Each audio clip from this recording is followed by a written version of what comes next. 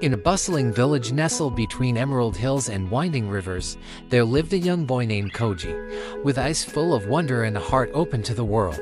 Koji wandered the streets each day, eager to explore the hidden treasures that lay hidden amidst the chaos of everyday life. One rainy afternoon, as Koji trudged through the muddy streets, he stumbled upon a sight that took his breath away: a sparkling diamond nestled amidst the muck and mud. With a sense of disbelief, Koji reached down and plucked the diamond from its muddy bed, marveling at its radiant brilliance. Intrigued by the unexpected discovery, Koji sought the guidance of the village elder, a wise old woman named Obasan. With a twinkle in her eye, Obasan shared a tale of finding a diamond on a muddy road and the wisdom that lay hidden in unexpected places. In a distant land, Obasan began, there lived a traveler named Akira. One day, as Akira journeyed along a muddy road, he stumbled upon a sparkling diamond lying amidst the muck and mud. Astonished by his discovery, Akira realized that wisdom could be found in the most unexpected of places. As Koji listened to Obasan's words, a sense of awe washed over him. He realized that, like Akira, he too had found a precious gem amidst the chaos of the muddy streets, a gem that reminded him of the boundless potential that lay hidden within every moment of life. With newfound clarity, Koji embraced the wisdom of the tale, knowing that true treasure could be found not only in precious stones, but in the simple moments of everyday life. And as he continued to explore the world around him, he did so with a heart full of gratitude, knowing that the greatest treasures were often found in the most unexpected of places.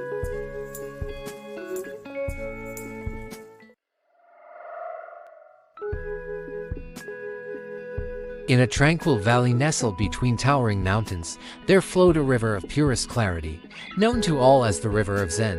Its waters shimmered like liquid silver in the light of the moon, whispering ancient secrets to those who dared to listen. Along the banks of the river lived a young girl named Emii, whose heart was as wild and free as the waters that flowed before her. From dawn till dusk, Emii would sit beside the river, watching as the currents danced and swirled with effortless grace. One day, as Emii gazed into the depths of the river, she saw a reflection of herself staring back at her, a vision of beauty and serenity that filled her heart with wonder. But as she reached out to touch the image, it vanished like mist in the morning sun, leaving Emii feeling perplexed and unsettled. Determined to understand the nature of her experience, Emii sought the guidance of a wise old sage who dwelled in a humble cottage by the riverbank. With a gentle smile, the sage welcomed Emii into his home and listened as she poured out her heart. "Tell me, wise one," Emii implored, her eyes brimming with curiosity. "What is the meaning of the river's reflection, and why does it vanish before my eyes?" The sage nodded knowingly, his gaze fixed upon the flowing waters outside. "The River of Zen is like the river of life itself," he explained. Ever-changing and ceaselessly flowing, it mirrors the fleeting nature of existence and the impermanence of all phenomena. Emii listened intently as the sage continued. "The reflection you see is but a momentary glimpse of your true self, a reflection of the divine spark that resides within you. But like the river itself, it is in constant flux, changing with each passing moment and eluding grasp. But why does it vanish when I try to hold on to it?"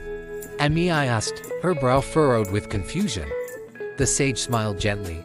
"Because, my dear, the essence of Zen lies not in clinging to the past or grasping for the future, but in embracing the ever-present flow of the present moment. Like the river, we must learn to let go of our attachments and allow life to unfold naturally, trusting in the wisdom of the currents to guide us on our journey."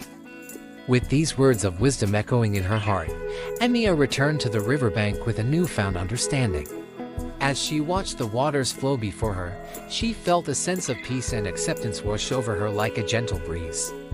And though the reflection of herself in the river continued to elude her grasp, Emii found solace in the knowledge that true beauty lies not in the static image, but in the dynamic flow of experience itself, a timeless dance of light and shadow, joy and sorrow, ebbing and flowing like the eternal river of Zen.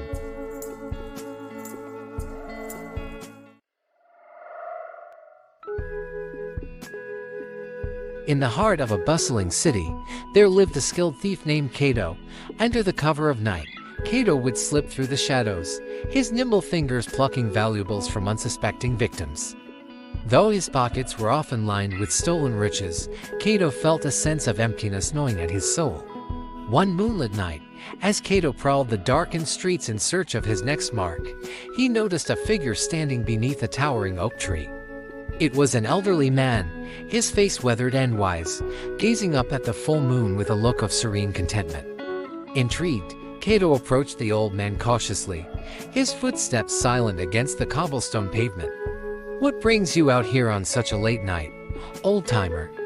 he asked, his voice tinged with curiosity. The old man turned to face Kato, his eyes twinkling with warmth. "I come here every night to admire the beauty of the moon," he replied, his voice soft but strong.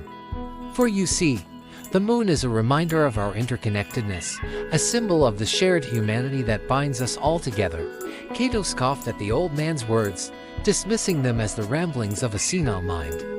"What nonsense," he muttered under his breath. "The only thing that matters in this world is what you can take for yourself." But as Kato turned to leave, a sudden gust of wind rustled through the leaves of the oak tree, causing the branches to sway and dance in the moonlight. Mesmerized by the beauty of the moment, Kato felt a stirring deep within his heart. For the first time in his life, he saw the world through new eyes, not as a playground for thievery and deceit, but as a tapestry of interconnected lives, each one woven together by the threads of shared experience and compassion. Filled with a newfound sense of purpose, Kato vowed to turn his life around and seek redemption for his past misdeeds. He returned the stolen treasures to their rightful owners, asking for forgiveness and offering to make amends in any way he could. And though the road to redemption was long and arduous, Kato walked it with courage and determination, guided by the wisdom of the old man and the gentle light of the moon above. In the end, Kato learned that true wealth could not be found in material possessions or ill-gotten gains, but in the connections we forge with one another and the love we share with the world around us. And as he looked up at the moon each night, he was reminded of the beauty of interconnectedness and the boundless potential that lies within each and every one of us.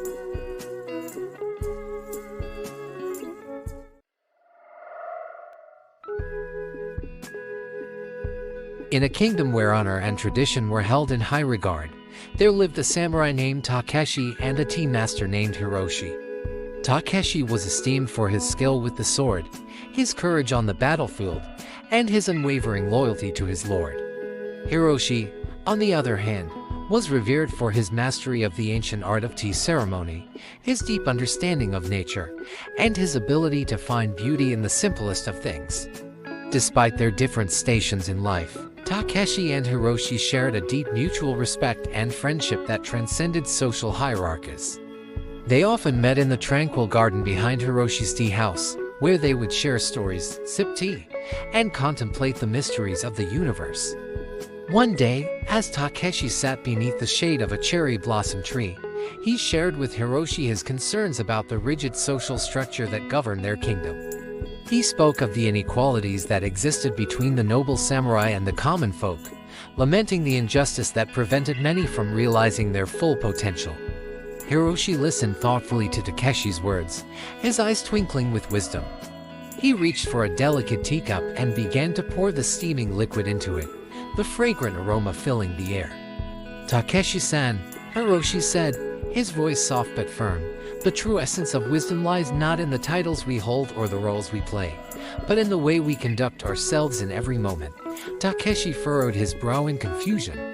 "But how can one find wisdom in a world so bound by social conventions and expectations?" he asked. Hiroshi smiled gently as he handed Takeshi the teacup. "Consider this," he said. "The tea leaves and the water may come from different sources, but when they are combined, they create something greater than the sum of their parts. In the same way, our differences do not diminish our worth but enhance our collective wisdom." As Takeshi sipped the tea, he felt a sense of clarity wash over him. He realized that true wisdom did not discriminate based on rank or status, but flowed freely to all who were open to receiving it. From that day forward, Takeshi and Hiroshi continued to meet in the garden, their conversations a testament to the enduring power of friendship and the equality of all beings. And though their paths diverged in the eyes of society, their bond remained unbreakable, a shining example of the wisdom that transcends social hierarchies.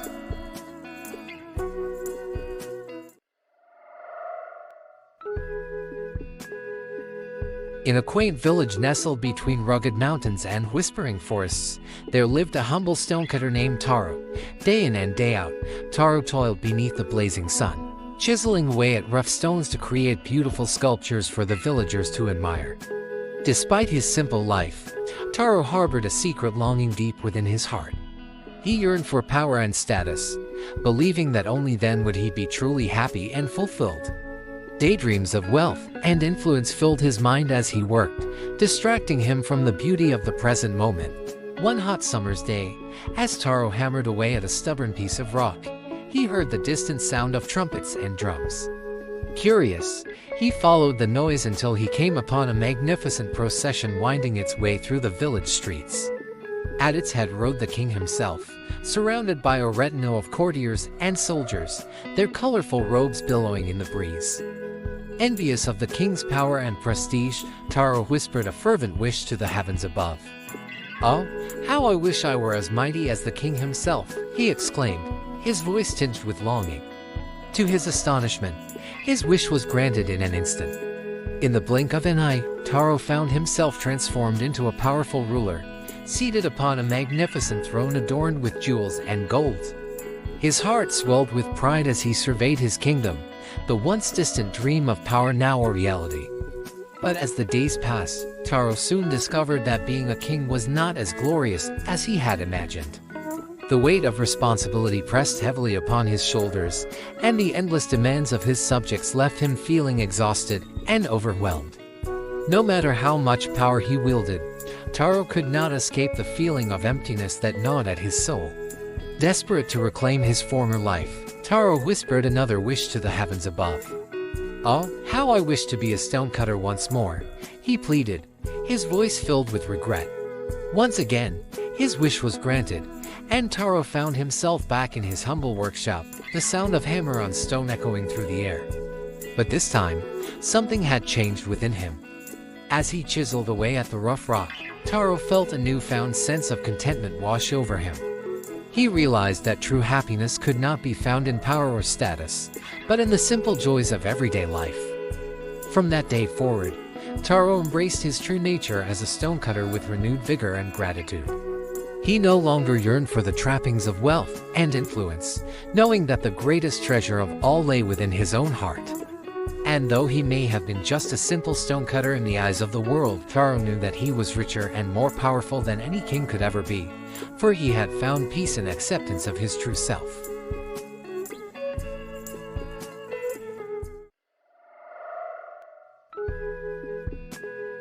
Once upon a time, in a serene village nestled between rolling hills and lush forests, there lived a young girl named Emiya.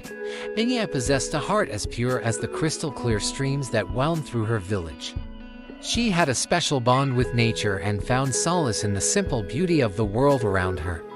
One crisp autumn day, as Emiya wandered through the fields, she noticed a flock of wild geese soaring gracefully across the sky.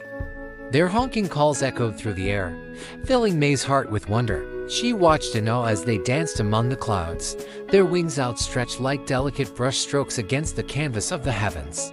Captivated by their beauty, Emiya followed the geese as they journeyed across the horizon. With each flap of their wings, she felt a sense of freedom wash over her, as if she too were flying alongside them. But as the sun began to dip below the horizon, casting a golden glow upon the landscape, Emiya realized that she had strayed far from her village. Panic gripped her heart as she searched for familiar landmarks amidst the gathering darkness. The once familiar fields now seemed like an endless maze, and Emiya felt lost and alone in the vast expanse of the countryside. Tears welled up in her eyes as she longed for the safety and comfort of home. Just as despair threatened to consume her, Emiya heard a gentle rustling in the bushes nearby. Peering through the foliage, she saw the wise old sage of the forest, a venerable tortoise named Master Kame. His ancient eyes twinkled with wisdom as he regarded Emiya with kindness. "Why do you weep, young one?" Master Kame asked in his gentle, gravelly voice.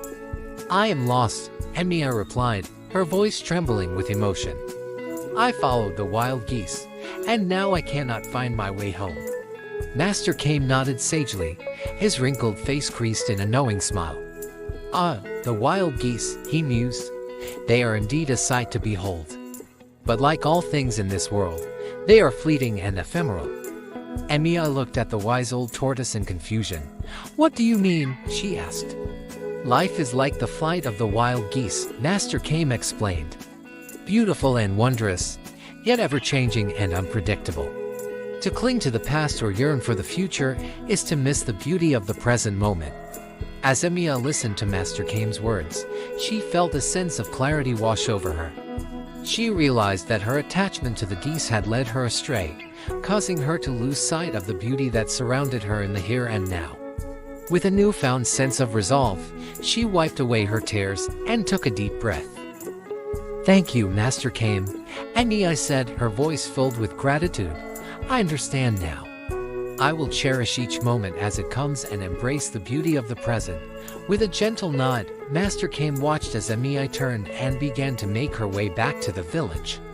As she walked, she took in the sights and sounds of the forest with renewed appreciation, knowing that each step brought her closer to home. And though the wild geese continued their journey across the sky, Emiya no longer felt the need to follow them. For she had learned the most precious lesson of all, that true beauty lies not in the distant horizon, but in the beating heart of the present moment.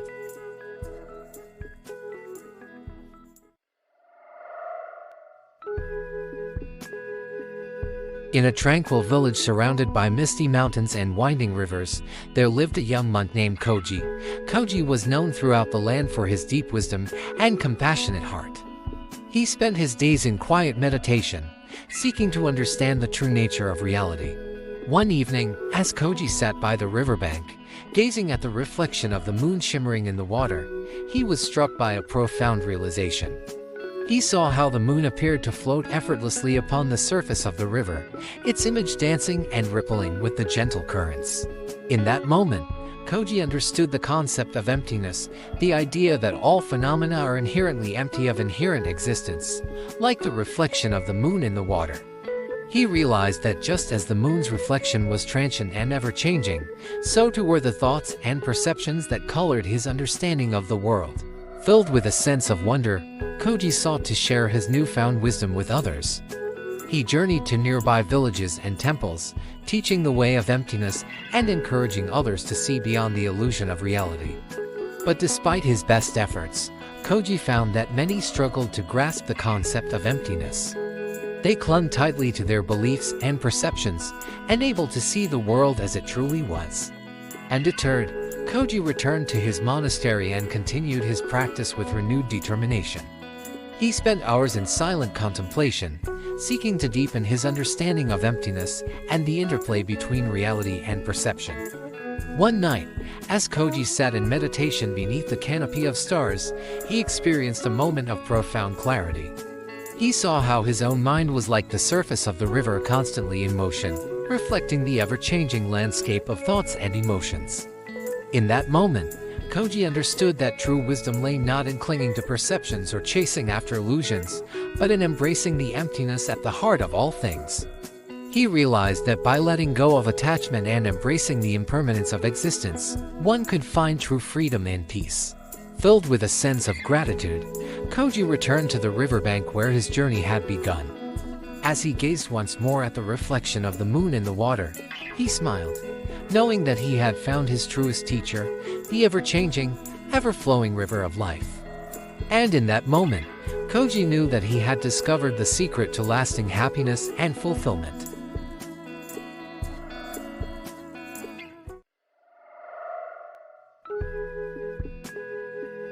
In a tranquil village nestled beside a winding river, there lived a young girl named Emiya. Emiya was known for her adventurous spirit and insatiable curiosity, but she often found herself yearning for something beyond the familiar shores of her home. One day, as Emiya wandered along the riverbank, she came upon a weathered old bridge spanning the rushing waters. Intrigued by what lay on the other side, she hesitated for a moment, her heart pounding with excitement and apprehension. With a deep breath, Emei took the first step onto the creaking wooden planks, feeling the bridge sway beneath her feet. As she ventured further, the roar of the river grew louder, and the mist from the cascading waters kissed her cheeks. With each step, Emei felt the thrill of the unknown course through her veins, mingling with a sense of trepidation. Yet, she pressed on, driven by a longing to discover what lay beyond the horizon. Suddenly, halfway across the bridge, Mei's foot slipped on a wet plank, sending her tumbling towards the swirling waters below. With a gasp, she reached out, grasping desperately for something to hold onto. Just as Emei feared she would be swept away by the current, a strong hand reached out from the other side of the bridge, pulling her to safety. It was a wise old traveler who had witnessed Mei's daring adventure and come to her aid. "Brave one," the traveler said, his voice filled with admiration. "You have shown great courage in crossing the river of uncertainty.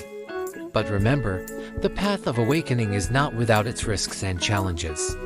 Yet, it is only by embracing the unknown that we can truly discover the depths of our own potential."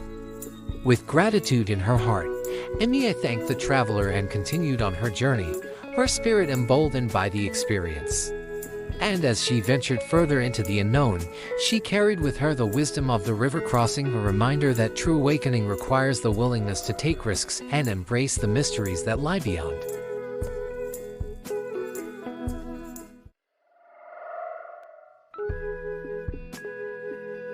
In a bustling kingdom where gold-lined streets sparkled under the sun, there lived a humble woodcutter named Koji. Koji was content with his simple life, finding joy in the beauty of the forest and the warmth of his family's hearth.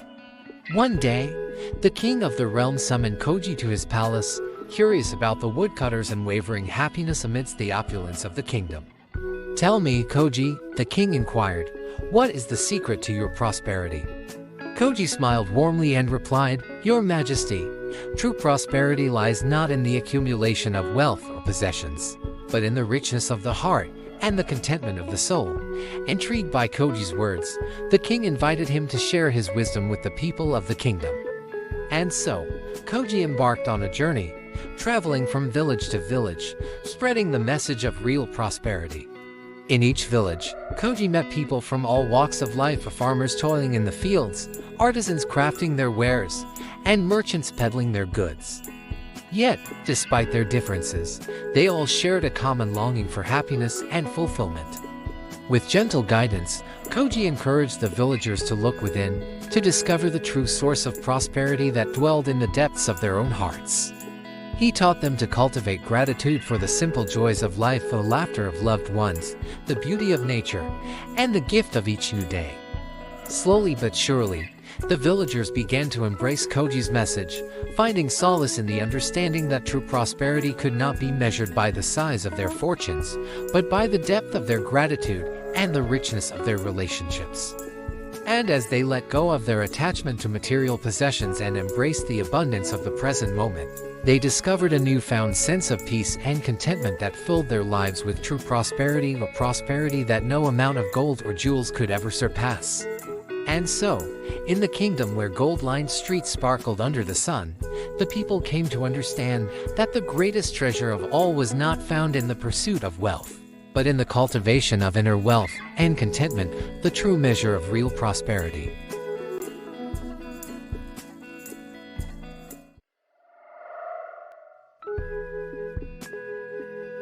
In a peaceful village nestled between emerald hills and murmuring streams, there lived a young seeker named Kira. Kira was known for her insatiable thirst for spiritual knowledge, but she often found herself clinging to the teachings of her mentors as if they were solid ground in a shifting sea. One day, as Kira meditated beneath the shade of a towering oak tree, she heard a soft voice whisper in her ear, "The raft is not the shore, dear one." Confused by the cryptic message, Kira sought guidance from her wise elder, Master Ru. "Master," she asked, "what does it mean that the raft is not the shore?" Master Ru smiled knowingly and gestured for Kira to join him by the tranquil pond at the edge of the village. "There," he explained, "the teachings we receive are like rafts that carry us across the vast ocean of ignorance and suffering. But just as a raft is not the shore, these teachings are not the ultimate truth. They are merely tools to guide us on our journey." With each passing day, Kira reflected on Master Yu's words, striving to deepen her understanding of the impermanence of spiritual teachings and the need to go beyond concepts to realize truth. She delved into the ancient texts, studied under wise sages, and practiced meditation with unwavering dedication. Yet, despite her efforts, Kira found herself clinging to the raft of knowledge with ever-increasing desperation, fearing to let go and surrender to the vast unknown. One night, as she sat in meditation beneath the starlit sky, Kira experienced a moment of profound clarity. She realized that true wisdom could not be found in the words of others, but in the silence of her own heart, in the direct experience of reality beyond concepts and beliefs. With a sense of liberation washing over her, Kira let go of her attachment to the raft of knowledge and allowed herself to be carried by the currents of the present moment. And as she surrendered to the ebb and flow of life, she discovered a boundless ocean of peace and freedom that lay beyond the limitations of the mind. From that day forth, Kira walked the path of awakening with a lightness of being, knowing that while the raft of teachings may guide her on her journey, the true shore of enlightenment could only be found in the depths of her own innermost being.